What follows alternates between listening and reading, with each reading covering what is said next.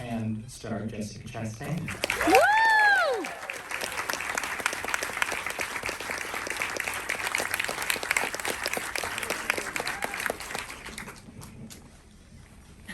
Hi, guys. Hi. Nice to see you. Thanks.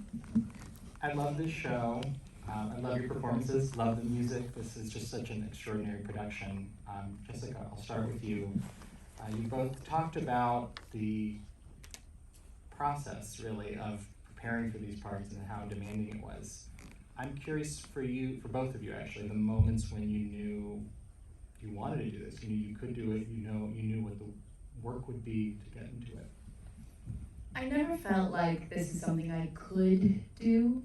I knew that it was something I wanted to try, but it was definitely very, very scary. And when I started the process, I just assumed, because most things are, that we would lip sync and do that. And then when Mike came on, he was really adamant, and I think rightly so, that we do live singing on set. And that's when I really was like, oof, okay. That's when it became a whole a new process for me, and much scarier. So I never got to the thing of like, oh, I can do this. Like every day it was just trying to figure out how to not show everyone how scared I was. It did not show. Michael, how about for you? Oh, well, we spend a lot of time rehearsing the singing before we actually started shooting. And we had a vocal coach named Ron Browning, who came to New York from Nashville to work with us. And we would rehearse our solo numbers, and then we'd rehearse our duets. And I felt like when we were rehearsing the duets and really figuring out how to harmonize together, that something kind of clicked for me that made it feel like that it was going to work out. And it also kind of was a portal to the story itself, because I feel like the times that they sing together are kind of their strongest communion with one another, and the songs kind of unravel and unlock the story of their lives, even though a lot of the songs weren't actually written by them, but they somehow managed to reflect the journey that they were on. Yeah, there's so much story in the songs, in the two of you singing together. What was the difference between, I suppose, researching, preparing on your own, and preparing together? Because it's the chemistry between you that I think really makes this show. Oh my gosh, well, I signed on to this, I think Josh Brolin approached me, I think it was 2011 at the Golden Globes. It was the first time I really had movies come out or anything, and the movie starts talking to me and he's saying, you should play Tammy. And that's kind of where the whole thing started.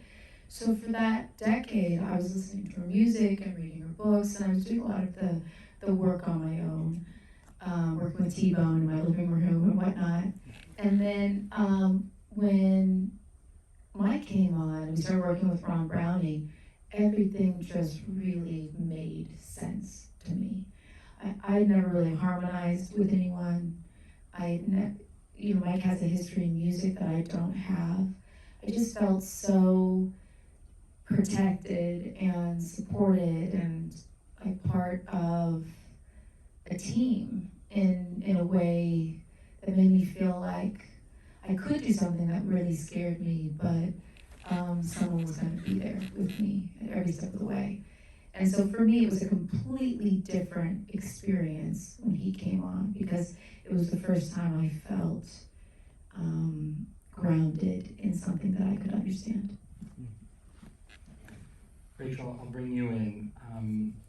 First, can you just sort of outline the scope of your work on this project and what exactly you were able to contribute to this? Because even just in what they're talking about, there's an enormous amount of technical work that goes into that. Yes. I'm trying to think how to condense this down. Okay. So yeah, we recorded all the music first. I was there for that. And Abe and the director, John Hillcoat, came and were there for that. And Abe was rewriting scenes as we were recording the music. This was before they sang on it. And, you know, when we started finally just evolving the music, it changed the show a little bit. He rewrote scenes, he wrote additional scenes, and it was really cool to see him as we would record certain songs, he was going through and like making changes to scenes, and it really made the show real the second we started doing the music. And a few months later, we sent the music to them, they practiced it, and then they came to Nashville because we knew somewhat early on that we wanted them to sing on set. There's a lot of risks involved in that.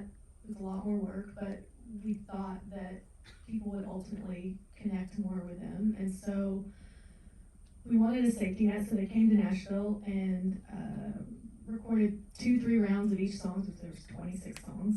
So, but what that ended up doing was made them prepared for set. So we did that, and then this was all before filming was started.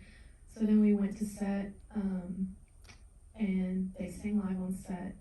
And I was also, it was really fun. My background is the recording industry.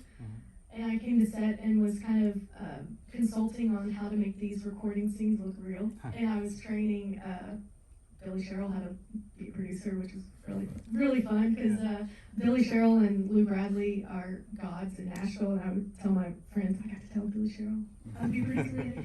But, and we recreated, you know, this Herald ground in Nashville, which is the Quonset hut from the ground up, which was incredible to see. But, so I helped with that kind of thing. I helped them on set, and then post-production, putting it all together. So they sang live on set, and we didn't know how much we would be able to use from set, you know, because we basically were just going to compare it to the pre-records and see which was better. And they ended up, you know, being prepared and ready for singing live on set. And we kept 95% of what they sang on set. So when you see these scenes, the mics are working, and it's them singing in that scene. So that was, we were really happy for that in post-production. So all in all, I was involved about 2 years, pre-filming, post-production, yeah, so, and then the soundtrack. It's a big deal.